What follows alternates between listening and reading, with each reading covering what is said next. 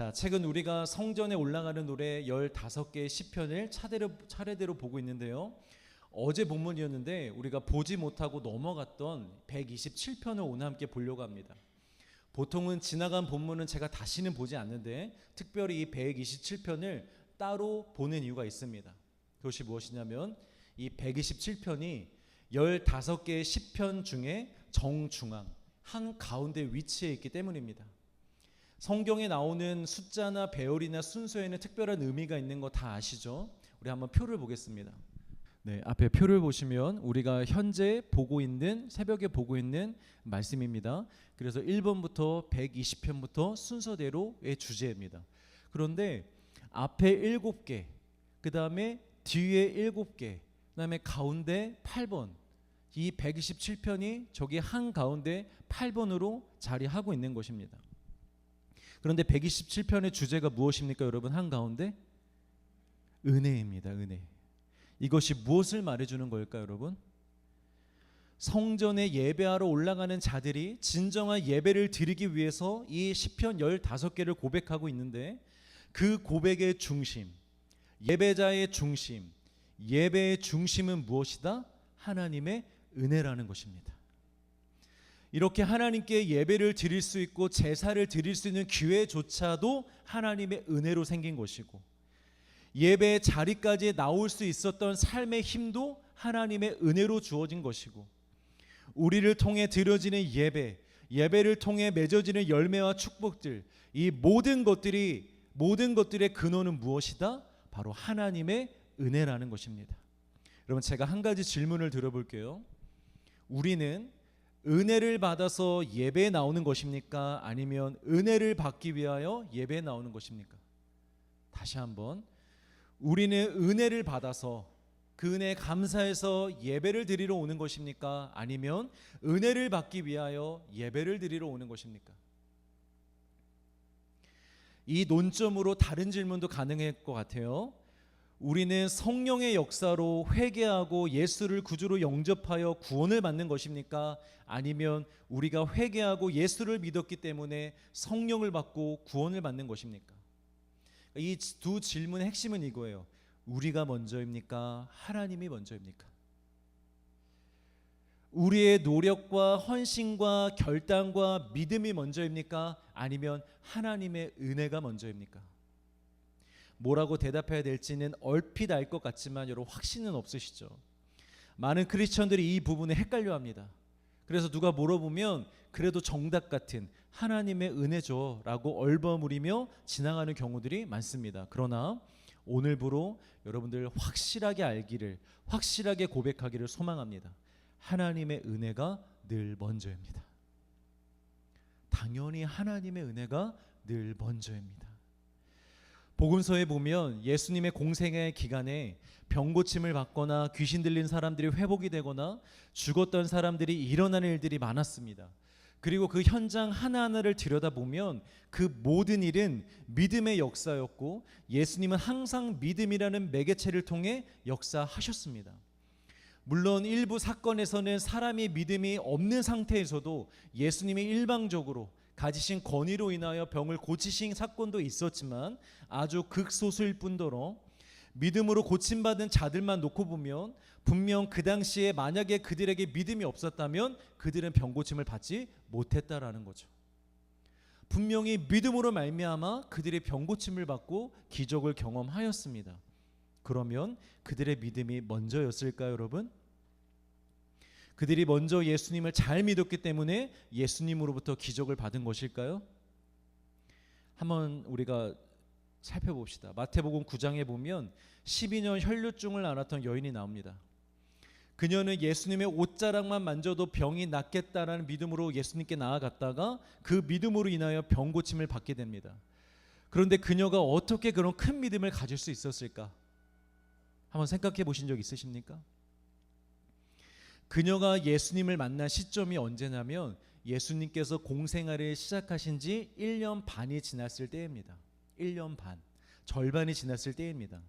그리고 이미 1년 반 동안 예수님은 수많은 기적을 행하셨습니다. 병 고침뿐만이 아니라 바다를 잔잔하게 하시는 기적까지 사람들은 매일매일 놀랄 수밖에 없었습니다. 그래서 온 유대 땅에는 지저스 신두름, 예수님 심두름이 들었습니다. 모든 유대 사람들이 예수님 한번 보고자 예수님이 가시는 곳마다 나타나서 그를 따랐습니다. 남자들만 한 번에 5천 명이 따랐다고 하는데 여성들과 아이들까지 하면 수만 명이 예수님을 따라다니는 형국이었습니다. 지도자들에게는 지저스 포비아, 아주 예수님이 무섭고 두려운 존재로 다가오기 시작했습니다. 자, 그런 상황에서 유대 사람이었던 이 여인이 예수님에 대한 소문을 듣지 못할 리가 없습니다. 배고픈 사람 눈에는 여러분 뭐만 보입니까? 음식만 보입니다. 먹을 것만 보이고 먹을 생각만 납니다. 여러분, 몸이 아픈 사람에게는 어떤 소리만 들리겠습니까? 치유에 관한 소리, 약에 관한 소리, 어디 가면 무슨 약을 먹으면 나을 수 있다더라, 좀 낫다더라, 그런 소리가 잘 들리지 않겠습니까? 그런데 예수님이 주로 병 고치는 사역을 하셨잖아요. 그러니까 혈루증 앓는 여인이 분명히 예수님에 대한 소문을 많이 들었을 거예요. 어떤 병이 나았더라, 뭐 중풍병이 나았더라, 나병이 나았더라, 안증뱅이가 일어났더라, 심지어 죽은 자도 일어났더라 라는 소문을 들었을 거란 거예요. 처음에는 이 여인도 아마 긴가민가했을 것입니다. 그런데 여러 사람이 여러 사건을 얘기하니까 어느 순간 이 여인이 확신하게 되었던 거예요. 그래, 나도 예수님 만나면 내 병도 고쳐진다. 반드시 고쳐진다. 여러분, 그녀가 이렇게 확신하게 믿을 수 있었던 증거가 무엇인지 아십니까? 당시 혈루증을 앓던 여인들은요, 부정하게 여겨졌습니다. 그래서 사회에서 다 제외가 됐어요. 사회의 무리에 낄 수가 없었어요. 격리되어서 지내야 됐었습니다. 공식적으로 외부 활동이 금지가 된 거예요. 그런데 우리 코로나 때도 그랬잖아요, 여러분. 격리가 되었지만 죽어도 밖에 나가서 놀고 싶고 만나고 싶고 하고 싶은 사람은 어떻게 합니까? 나갑니다. 어떻게든지 나갑니다. 만나고 놉니다. 그랬잖아요. 마찬가지로 이 당시에도 혈루증을 앓고 있지만 많은 사람들이 뭐 그 당시에 뭐 놀고 싶어서라기보다는 사회생활을 하기 위하여 자신이 혈루증인 것을 숨기는 자들이 있었어요. 드러내지 않고 몰래 숨어서 다 몸을 가린 채 그렇게 사회생활을 몰래 최소한의 생존 활동만 했던 자리들이 있었다라는 거예요. 이 여인이 그 중에 한 명이었습니다. 뭐 장을 보러 가거나 친한 사람들과 몰래 만나는 그런 행위를 했던 거였죠. 그런데 이제 발견이 되면 이제 끝나는 거예요. 이제 그 상태에서 발견이 되면 더 이상 숨길 수도 없습니다. 완전히 격리되어져야 됩니다. 그런 상황에서 이 여인이 그 당시에 모든 사람의 관심의 중심에 있는 슈퍼스타 예수님께 나아갔다라는 건요, 자신의 모든 걸 건 거예요. 나 지금까지 숨기고 살았는데 만약에 걸리더라도, 그래서 내가 이제는 격리되어서 분리되어 산다 할지라도 괜찮아. 나 예수님만 만나면 나 고침받을 수 있을 거야. 고침받으면 돼. 이 믿음으로 예수님께 나아간 것입니다. 만약 단순히 그냥 한번 만나 볼까라고 했다면 그 많은 무리들 앞에서 그냥 고민만 하다가 돌아갔을 것입니다. 자, 그녀의 믿음의 근원, 출처는 여러분 어디죠? 그녀의 믿음이 어디서 생긴 거예요? 하나씩 이렇게 쫓아가 보세요. 어디에서 믿음이 처음 생겼어요? 무엇을 듣고? 소문을 듣고. 그럼 그 소문의 출처는 어디입니까? 예수님의 역사입니다. 그러면 예수님의 역사의 출처는 어디일까요?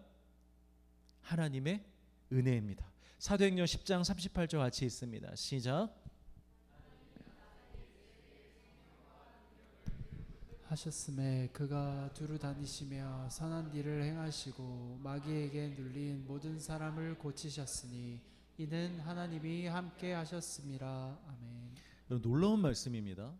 예수님이 병을 고치고 기적을 행하신 게 예수님 자체의 능력으로 권위로 하신 게 아니라 하나님이 예수님에게 성령과 능력의 기름을 부으셨기 때문이래요. 왜냐? 예수님이 이 땅에 계셨을 때는 완전한 인간이셨기 때문에. 그러니까 여러분, 이 여인이 그 믿음을 갖게 된 가장 근본적인 출발이 뭐라는 소리예요? 하나님의 은혜였다라는 것입니다. 로마서 말씀에 이런 말씀이 있습니다. 믿음으로 믿음에 이르게 하나니. 이게 무슨 말이냐면 하나님의 말씀, 하나님의 계시가 그 은혜로 말미암아 우리가 어느 순간 하나님과 예수 그리스도의 존재를 인정하는 시점이 있어요. 믿게 되는 시점이 있어요. 아, 그래? 하나님이 신이야? 예수님이 우리의 구원자야? 진짜인가 보다. 진짜 예수님이 우리를 구원하셨나 보다 하면서 주어진 말씀으로 인해서, 그 은혜로 인해서 우리가 예수님을 깨닫고 믿는 그 순간이 있습니다. 그게 첫 번째 믿음입니다. 그리고 그 믿음이 생기면 우리가 회개하게 되고 결단하여 하나님 앞에 나아가게 됩니다. 그러면 성령을 받고 생명을 얻고 거듭나게 되죠. 그리고 영적 세계로 들어가게 됩니다. 진짜 믿음의 세계로 들어가는 것입니다. 이 말이 믿음으로 믿음에 이른다라는 말입니다. 하나님의 말씀으로 인하여, 가장 근본된 은혜로 인하여 우리가 예수님의 존재를 알게 되고, 알게 됨으로 인하여 예수님을 고백하고 예수 하나님께 나아가게 되면 그때부터 진짜 믿음의 세계, 훨씬 더 넓은 믿음의 세계로 우리가 들어가게 된다는 것입니다. 여러분, 인간은 그 누구도 하나님의 말씀 없이, 은혜 없이 믿음을 시작할 수가 없습니다. 아무도 가르쳐주지 않고 아무도 전해주지 않고 한 번도 말씀을 보지 않았는데 하나님을 믿게 되는 일은 없습니다. 그러니까 우리의 모든 믿음과 생명의 시작은 결국 하나님의 은혜라는 것이죠. 구체적으로도 더 충분히 설명할 수 있습니다. 여러분, 사도들이 복음 전파와 희생을 했기 때문에 교회가 생긴 게 아닙니다. 예수님이 하늘 보좌 권세를 버리시고 이 낮은 땅에 성육신하셔서 내려오셨기 때문에, 그리고 십자가에 달려 죽으셨기 때문에 교회가 탄생한 것입니다. 그래서 우리가 구원을 받을 수 있었던 것이고요. 예수님이 이 땅에 내려오시는 은혜를 베풀지 않으셨다면 우리는 여전히 사망에 매여 있었을 것입니다. 더 올라가서 노아의 때 하나님이 인간들의 죄악을 보고 그냥 싹 쓸어버리시잖아요. 만약에 하나님이 그때처럼 그 이후의 인류들도 야, 이것들 똑같네, 그때 그렇게 경고를 해줘도, 한번 세상을 싹 쓸어봐줘도 여전히 똑같네, 어쩔 수 없다, 그냥 싹 쓸어버리자, 만약에 그렇게 행하셨다면 여러분, 우리에게 구원은 없습니다. 이미 인류는 끝났습니다. 그러나 하나님께서 오래 참으시고 인내하시는 은혜를 베푸셨기 때문에 우리가 지금 구원의 은혜를 누리고 있는 것입니다. 이런 식으로 여러분, 성경을 올라가다 보면, 모든 사건을 다 보면 모든 것이 하나님의 은혜입니다. 어느 것 하나 하나님의 은혜가 아닌 것이 없습니다. 그 은혜 위에 우리가 존재하는 것입니다. 할렐루야, 믿으시길 바랍니다. 다시 본론으로 와서, 우리는 은혜를 받아서 예배에 나오는 것입니까? 아니면 은혜를 받기 위해서 예배에 나오는 것입니까?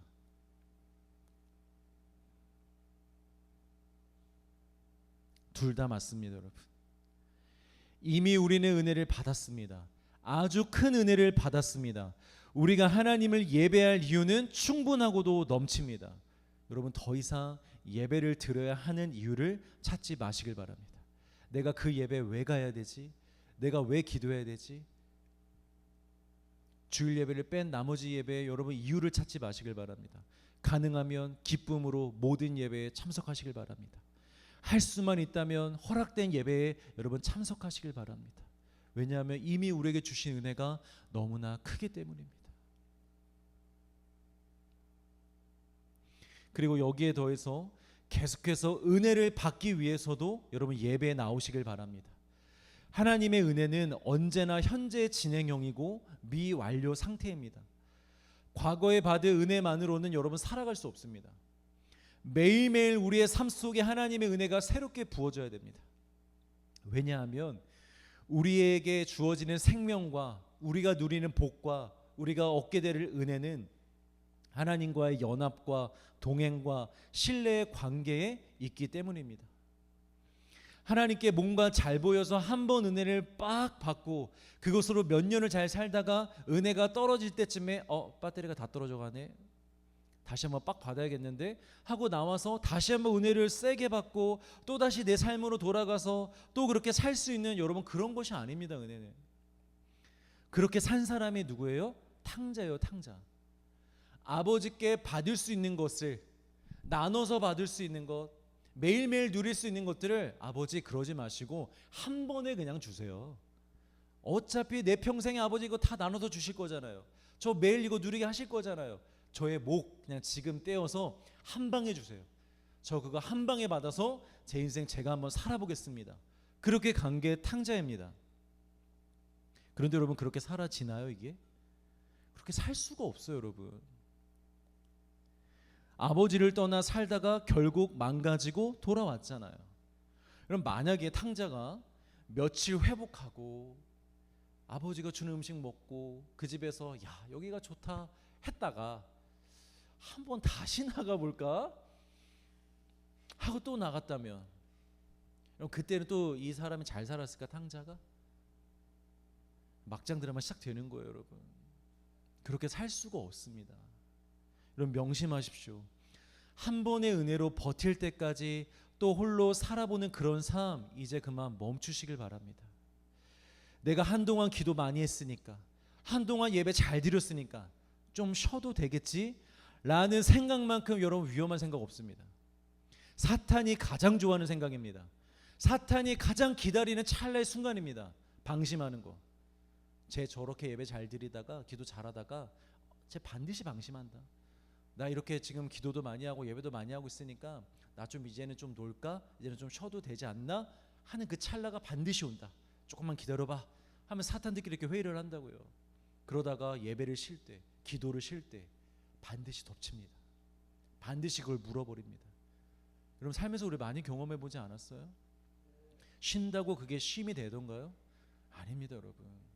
물론 지혜롭게 우리가 육적으로 잘 쉬어야 됩니다. 쉼도 필요합니다. 안 그러면 저처럼 이상한 꿈이나 꾸고,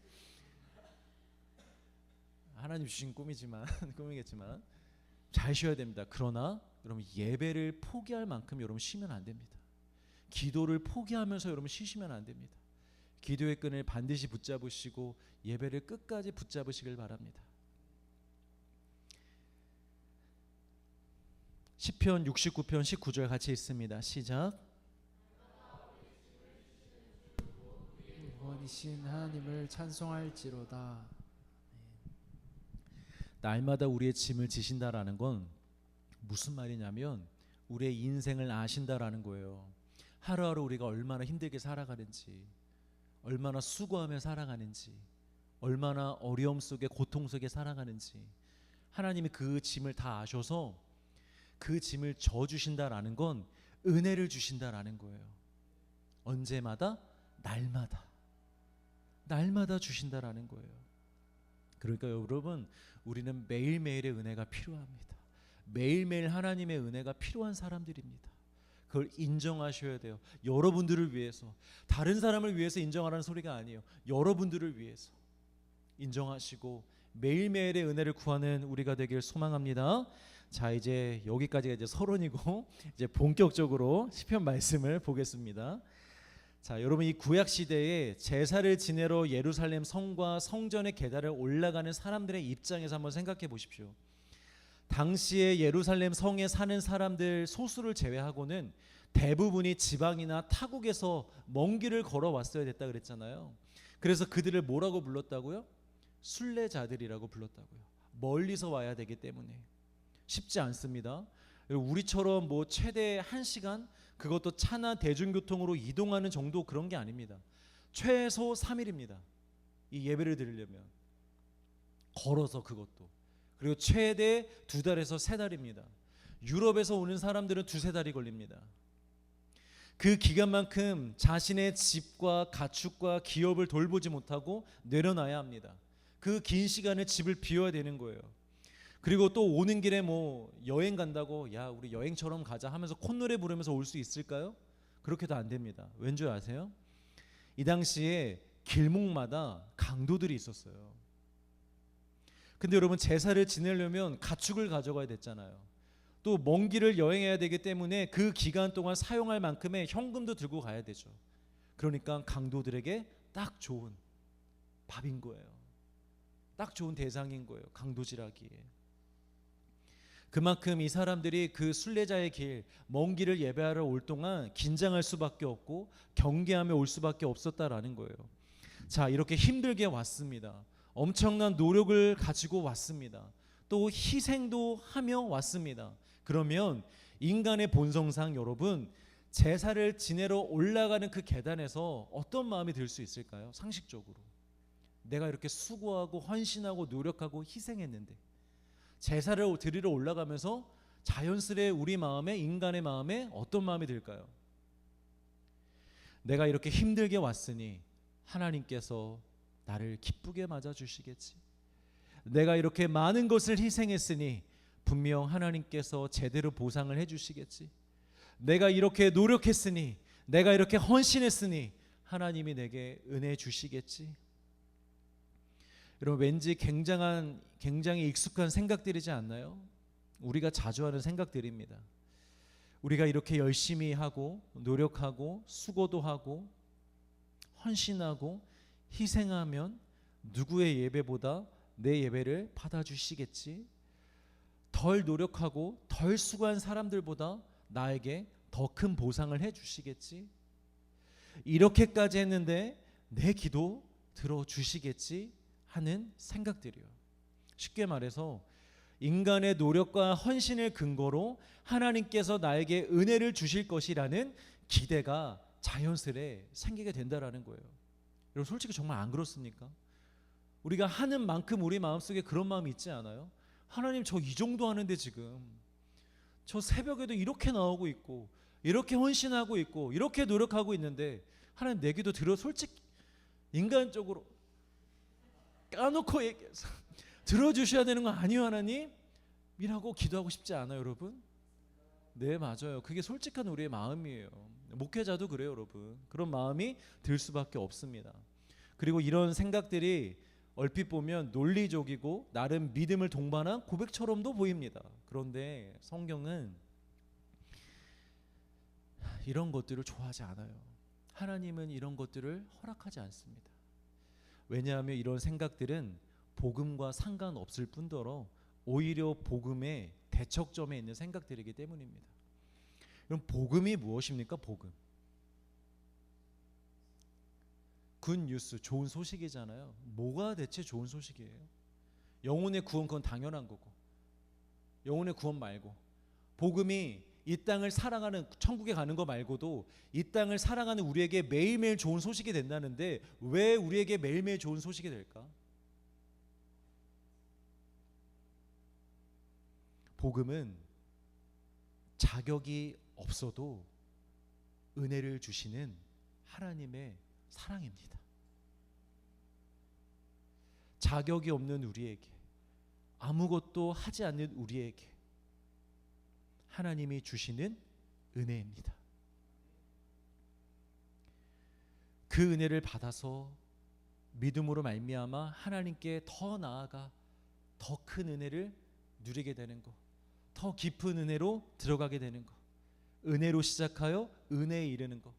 그러니까 우리의 헌신과 노력과 우리의 어떠함이 출발점이 아니라 오직 은혜로 시작하여 은혜에 이르는 것. 이것이 바로 복음이고 이것이 여러분 예배입니다.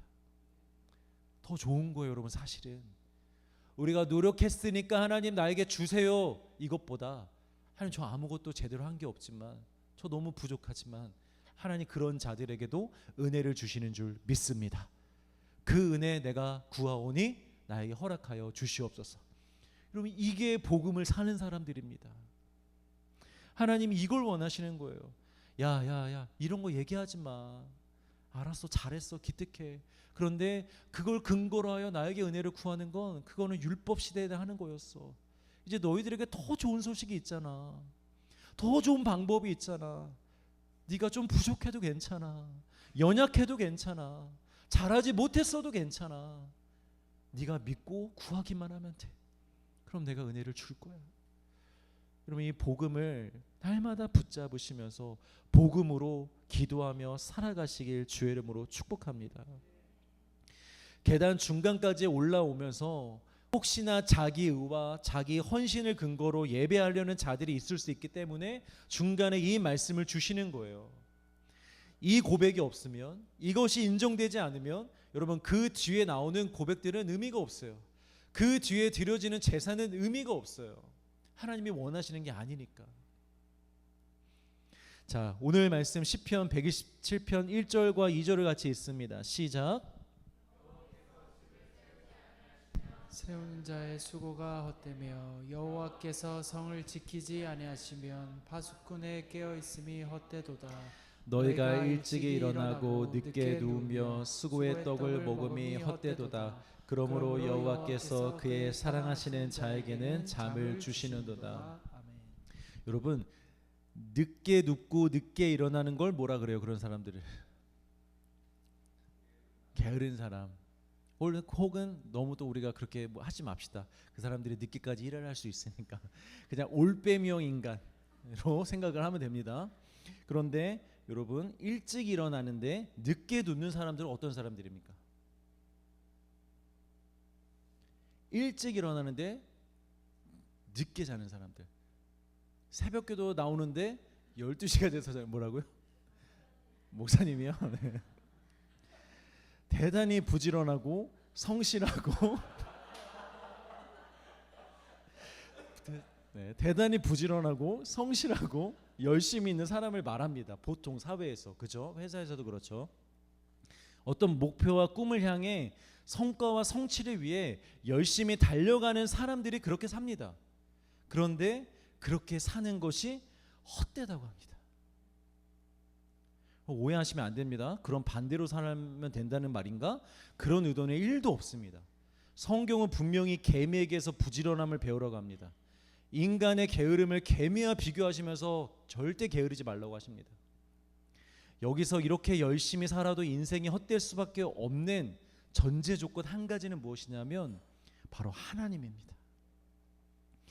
하나님이 세우지 아니하시면 아무리 우리가 세우고자 그렇게 아침에 일찍 일어나고 밤에 늦게 자도 그렇게 노력해도 그거 아무 쓸데가 없다라는 거예요. 내 만족에서 끝나는 거예요. 또한 하나님이 지키시지 아니하시면 우리가 아무리 무엇인가를 지키고자 애를 쓴다 할지라도 그것도 무의미하다라는 거예요. 지킬 수가 없다라는 거예요. 다시 말해, 하나님의 은혜 없이는 우리는 아무것도 세울 수 없고 하나님의 은혜 없이는 우리는 아무것도 지킬 수 없다라는 겁니다. 특별히 여기서 집을 세우고 성을 지키는 것으로 표현하고 있는데요. 여러분, 왜 이렇게 표현한 줄 아세요? 이 127편을 쓴 저자가 솔로몬이기 때문입니다. 솔로몬 하면 떠오르는 것이 몇 개 있죠. 지혜, 일천번제, 부귀와 영광, 그리고 건축. 아버지 다윗 왕의 헌신과 수건을 이어받아서 이 솔로몬이 성전을 건축하잖아요. 근데 성전 건축이 몇 년이 걸리냐면 무려 7년이 걸렸습니다. 그리고 자신을 위한 궁전을 짓는데 14년이 걸렸습니다. 도합 몇 년이에요? 21년입니다. 그런데 당시에 성전과 궁전을 짓는 것은 왕이 직접 진두지휘했습니다. 그러니까 반장이었어요. 건축 반장. 모든 것을 진두지휘했어야만 됐어요. 그러니까 이 솔로몬이요 21년 동안 건축의 전문가가 다 된 거예요. 그런데 그리고 건축뿐만이 아니죠. 하나님께서 아버지 다윗에게 뭘 약속하셨죠? 성전도 건축할 거고 네 왕조가 영원할 것이다. 너의 자손들로 말미암는 이 왕조가 영원할 것이다. 이것도 분명히 이 솔로몬이 알고 있었다고요. 그것도 솔로몬의 사명이었습니다. 그래서 하나님이 솔로몬에게 내가 너 너무 이쁜데 너 뭘 해줄까? 이렇게 물어봤더니 솔로몬이 뭐라고 합니까? 지혜를 달라 그랬어요. 누구를 위해? 백성들을 위해. 백성들을 잘 이끌 수 있는 왕이 되고자. 왜 그렇게 구했을까요? 왕조 때문에 그래요. 하나님이 왕조를 약속하셨거든요. 이 이스라엘이 평안할 것이며 그 솔로몬으로 이어지는 그 왕들로 말미암아 성공할 것이라고, 번영할 것이라고 그렇게 약속했기 때문에 이렇게 나라를 위해서 구했던 거였어요. 그리고 솔로몬은 아는 거예요. 이렇게 성전을 세우고 궁전을 짓고 나라를 세워가는데 하나님의 은혜가 전부였다는 것을. 성전부터 생각해 볼까요? 왜 성전을 짓는 것이 하나님의 은혜가 전부였다고 고백할 수 있을까요? 성전 준비를 다 누가 했어요? 아버지가 해줬었어요. 자재부터 들어갈 비용까지 그 안에 시스템까지 이미 다 하나님께서 다윗을 통하여 다 준비해 주셨다고요. 솔로몬은 그냥 실행만 하면 됐어요. 우리 아버지가 이렇게 하라네, 이렇게 해. 이거는 이렇게 하라네, 이건 이렇게 해. 왜 연기가 너무 좋아요? 이렇게 아버지가 하라는 대로 그냥 다 이렇게 했을 뿐이에요. 그러니까 솔로몬이 7년을 지으면서 힘들지가 않은 거야. 그리고 이게 하나님의 은혜라는 걸 알고 있는 것입니다. 궁전 짓는 것도 마찬가지고요. 또 하나님이 자신에게 지혜를 주셨잖아요. 부와 명예를 주셨잖아요. 그것을 기반으로 이 나라가 이렇게 잘 세워져 가는 걸 보면서 하나님의 은혜가 아니었다면, 하나님이 이렇게 나에게 주시지 않았다면 나 이거 못했을 거야 하는 솔로몬의 경험에서 나오는 진실된 고백입니다. 반대로 하나님이 지키지 않으면 아무리 노력해도 지킬 수 없다는 것 역시도 솔로몬의 경험적인 고백입니다. 왜냐하면 솔로몬이 처음에는 참 지혜롭고 신실하게 살았습니다. 그렇게 전무후무한 이스라엘의 영광을 누렸습니다. 영광을. 그런데 점점 세상적인 권력과 부로 인하여 이 솔로몬도 변해가기 시작했어요. 그래서 어느 순간부터 솔로몬이 무슨 생각을 하냐면, 이 나라 어떻게 지키지? 어떻게 더 잘 할 수 있을까? 이런 자기만의 생각에 빠져버린 거예요. 하나님을 의지하고 하나님께 맡기면 되는데 어느 순간부터 자기가 이 나라를 지키려고 하기 시작한 거예요. 그래서 결정한 게 뭐예요? 이방 나라와의 결혼이에요.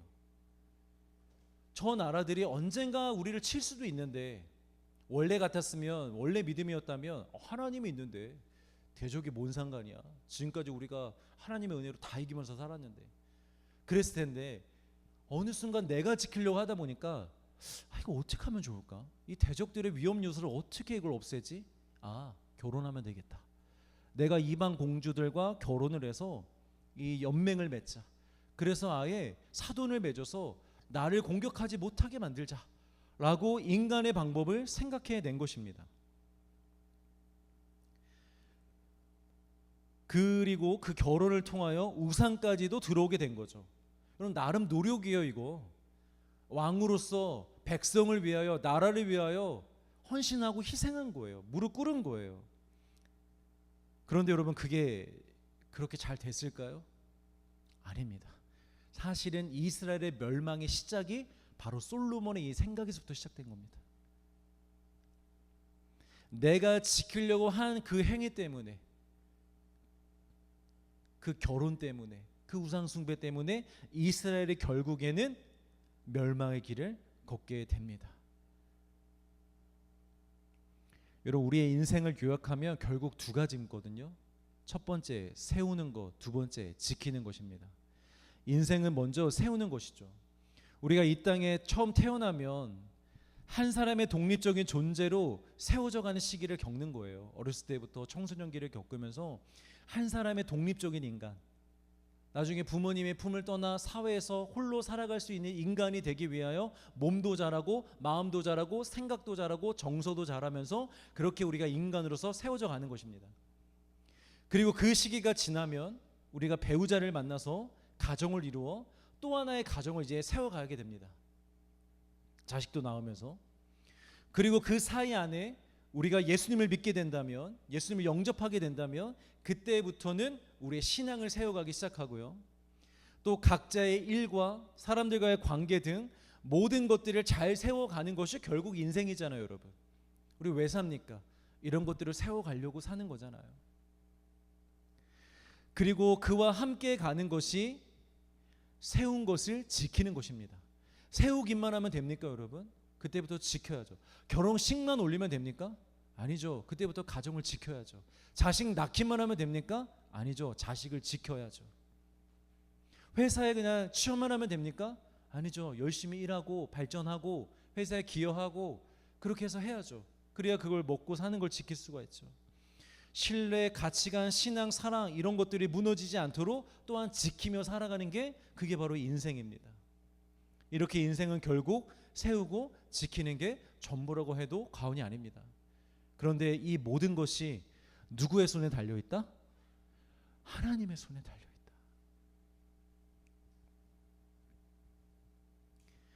하나님의 은혜가 아니면 우리가 아무리 뭔가를 세워보려고 해도 세워질 수가 없다라는 거예요. 마치 무엇과 같이? 바베탈과 같이. 여러분 그때 당시에 바벨탑을 완성시키지 못한 것은 기술적인 결함이 아니었습니다. 건축의 기본은 설계이고 가능성입니다. 설계와 도면을 그리고 이게 가능하다는 결론이 나야 건축이 시작이 됩니다. 가은자매 그렇죠? 맞죠? 맞아요. 도면을 그리고 설계를 그린 다음에 이게 실제로 가능한지 여러 전문가들이 이거 가능합니다 라고 해줘야만 건축을 시작할 수 있습니다. 야 일단 시작해볼까? 여러분 그런 건축회사 보셨습니까? 수백억을 날릴 수 있는데 그렇게 안 합니다. 확신이 있어야 됩니다. 분명 그들도 가능하다고 판단했습니다. 자신들이 가진 기술로. 실제로 실현시킬 수도 있는 가능성이 있었고 자원도 인력도 충분했습니다. 그런데 단 한 가지가 없었습니다. 하나님의 뜻입니다. 다 가졌는데 가능성도 가지고 기술도 가지고 인력도 가지고 자원도 다 가졌는데 단 한 가지 가지지 못한 것, 하나님의 뜻, 그게 없었어요. 그래서 바벨탑이 안 세워진 거예요, 여러분. 반대를 생각해 볼까요? 노아의 방주. 온 인류가 물에 잠긴 만큼의 엄청난 홍수가 왔습니다. 모든 동물들이 쌍으로 타야 되는 엄청난 대형 배입니다. 축구장 하나만보다 더 크다고 합니다. 지금까지 그런 배도 없었고 노아는 배 전문가도 아닙니다. 도와줄 전문가도 없습니다. 배는 이렇게 지어야지, 이럴 때는 이렇게 해야 하는 거야 라고 도와줄 사람도 없었어요. 노아에게 있었던 건 오직 하나님밖에 없었습니다. 하나님의 뜻밖에 없었습니다. 하나님의 지침밖에 없었고 하나님의 명령밖에 없었습니다.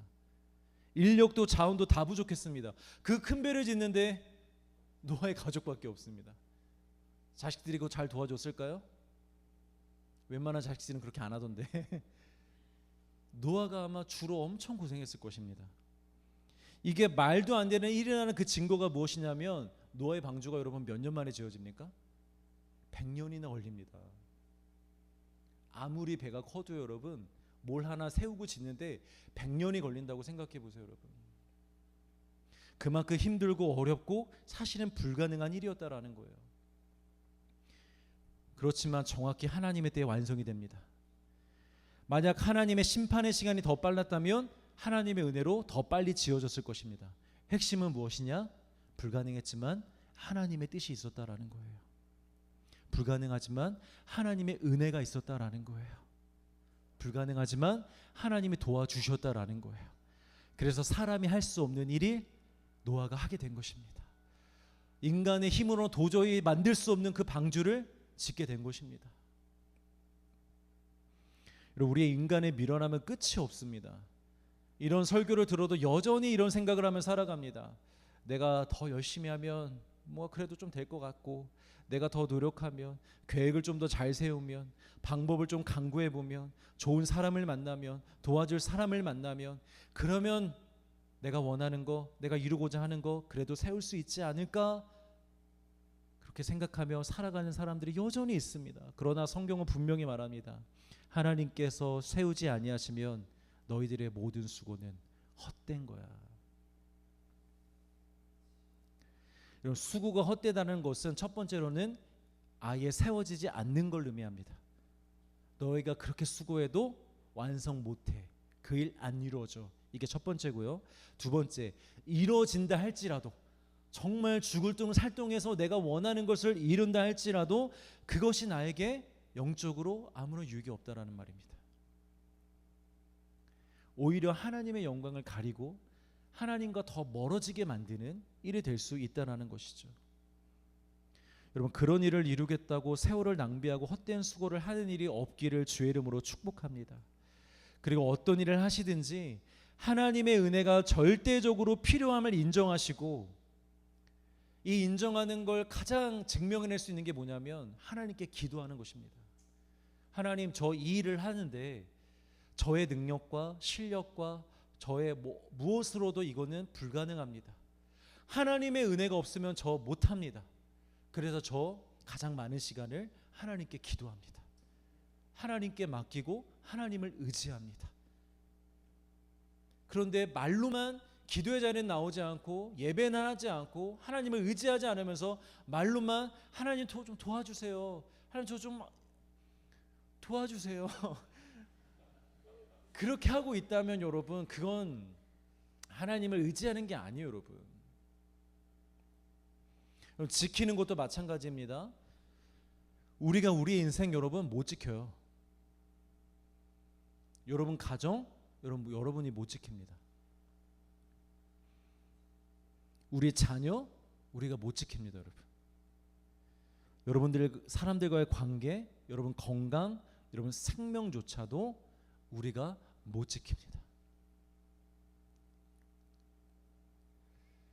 주변을 보세요. 고난을 당하는 사람들을 보세요. 그 사람들이 힘이 없어서 그 고난을 당합니까? 어려움을 당합니까? 아닙니다. 우리에겐 그걸 지킬 만한 힘이 없습니다. 파수꾼이 아무리 졸지 않고 밤새도록 눈을 뜨고 있다가 적들을 보고 적들이 쳐들어옵니다 라고 성 안에 있는 사람들에게 외쳐도요, 하나님이 지키지 않으면 그 성은 무너집니다. 여러분 이스라엘의 역사를 보면 자주 무너졌잖아요. 침략을 자주 당했잖아요. 파수꾼이 잠자서 그랬을까요, 여러분? 파수꾼이 제대로 깨어있지 못하고 잠자고 있다가 제대로 알리지 못하여 죽은 걸까요? 아닙니다. 모든 게 정상적으로 돌아가도 방어 체계가 잘 갖춰져 있어도 무기가 있어도 군대가 있어도 사람이 있어도 하나님이 없으면 무너지는 것입니다.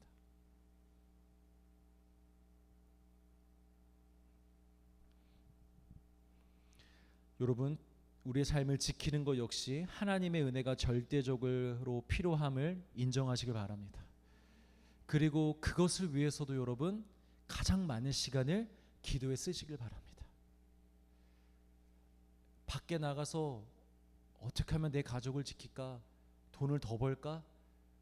뭘 갖출까? 뭘 시킬까? 뭘 더할까? 뭘 뺄까? 이런 고민하지 마시고 교회 나와서 무릎 꿇고 하나님께 기도하시길 바랍니다. 하나님 우리 가정 지켜주시옵소서. 내 삶을 지켜주시옵소서. 하나님이 지켜주셔야 됩니다. 마지막으로 우리 한 절만 같이 읽겠습니다. 히브리서 11장 6절입니다. 같이 읽습니다. 시작. 믿음이 없이는 하나님을 기쁘시게 하지 못하나니 하나님께 나아가는 자는 반드시 그가 계신 것과 또한 그가 자기를 찾는 자들에게 상 주시는 이심을 믿어야 할지니라. 네. 자, 하나님께 나아가는 자, 하나님께 나아간다는 게 뭐 한다는 거예요? 예배한다라는 거예요. 예배하는 자들은 반드시 어떤 믿음을 가져야 하느냐? 첫째, 그가 계신 것을 믿어야 할지니라. 여러분 하나님은 죽은 분이 아니십니다. 하나님은 여전히 온 세상의 주인이시고 나의 왕이십니다. 믿으십니까? 그 말은 그분의 영향력은 우리에게 절대적이란 소리예요. 지금도 성경 속 이스라엘 백성들에게 뿐만이 아니라 신약 시대의 사도들과 제자들과 초대교회 성도들과 그 사람들에게 뿐만 아니라 오늘 이 시대를 살아가고 있는 우리들에게도 하나님의 영향력은 절대적이라는 것입니다. 하나님의 은혜가 있어야 우리는 살 수 있습니다. 날마다 그 하나님께 은혜를 구해야만 우리가 오늘 하루를 크리스찬으로서 하나님의 백성으로서 담대하게 거룩하게 감사하게 기쁘게 살 수 있습니다. 근데 이걸 인정하지 않으면, 그래서 말씀과 기도로 살지 않으면 우리는 하나님의 영향권에서 벗어나 세상의 지배 아래 고통할 수밖에 없습니다. 작은 일에도 넘어질 수밖에 없고 눈물 흘릴 수밖에 없고 화낼 수밖에 없고 싸울 수밖에 없고 무너질 수밖에 없습니다. 하나님이 오늘도 살아계셔서 우리와 함께한다는 사실을 인정하시고 믿으시길 바랍니다. 그 절대적인 영향력을 인정하시길 바랍니다. 하나님이 여러분들과 함께하시고 도와주시면 여러분 살 수 있습니다. 감당할 수 있습니다. 하루만 해도 영혼이 살아날 수 있습니다. 두 번째, 자기를 찾는 자들에게 상 주시는 이심을 믿어야 한다고 합니다. 하나님을 찾는다는 것은 하나님의 은혜를 찾는다라는 거예요. 하나님의 은혜가 절대적임을 알고 믿고 찾는 자들에게는 그 절대적인 은혜의 상을 주시겠다라는 것입니다. 은혜를 주시겠다라는 거예요. 여러분, 이것이 바로 예배입니다. 이게 예배입니다. 하나님이 살아계신 것과 하나님의 은혜를 구하는 자들에게 은혜를 쏟아 부어 주시는 하나님, 그 하나님을 믿는 자들이 여러분 예배가 얼마나 기쁘겠어요. 예배에 나오는 게 얼마나 행복하겠어요. 내가 나가면 주시는데, 나갈 때마다 주시고 나갈수록 더 부어주시고, 그런데 여러분 예배가 얼마나 기쁘겠어요.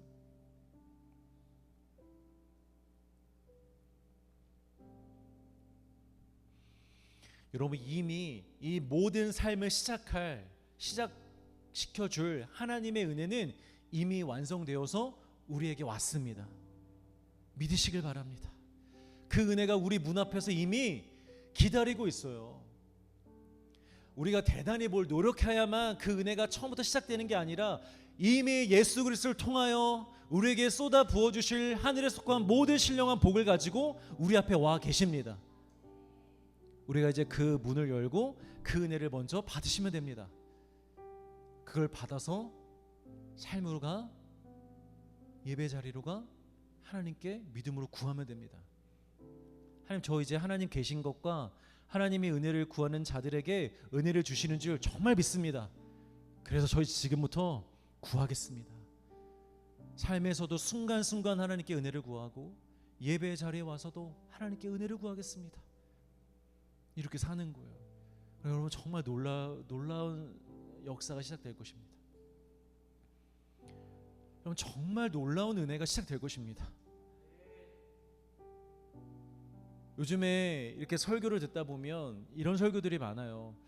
뭐 기적, 삶이 변하고 환경이 바뀌는 거, 대단히 뭐 이렇게 그런 거 바라지 않는 게 그게 진짜 신앙이다. 그런 게 안 바뀌어도 그냥 말씀을 믿고 이게 사는 게 신앙이다. 물론 그럴 수 있어요. 그것도 맞는 말이에요. 그러나 그게 전부는 아니라는 걸 우리가 기억했으면 좋겠어요. 믿었으면 좋겠어요. 하나님은 여전히 살아계시고 성령님은 여전히 능력의 성령님으로 우리 안에 함께 하시기 때문에 우리가 믿는 대로 구하는 대로 우리 가운데 역사가 일어날 줄 믿습니다. 그냥 고상하게 예수님을 잘 믿고 착하게 살아가고 예배 잘 드리고 그런 삶도 진짜 믿음이라면 좋겠지만, 우린 그걸 뛰어넘어서 성령님을 신뢰하고 믿고 권능과 권세와 능력을 믿고 소망하면서 구해봤으면 좋겠어요. 그걸 여러분들이 경험해 보셨으면 좋겠어요. 우리 교회가 경험했으면 좋겠어요. 말씀의 결론 맺겠습니다.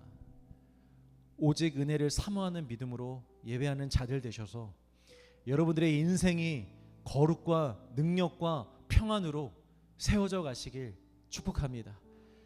그리고 진정한 예배자들이 되셔서 세상 어떤 풍파에도 여러분들의 모든 삶을 완벽하게 지켜내시는 그런 인생들이 되시길 축복합니다.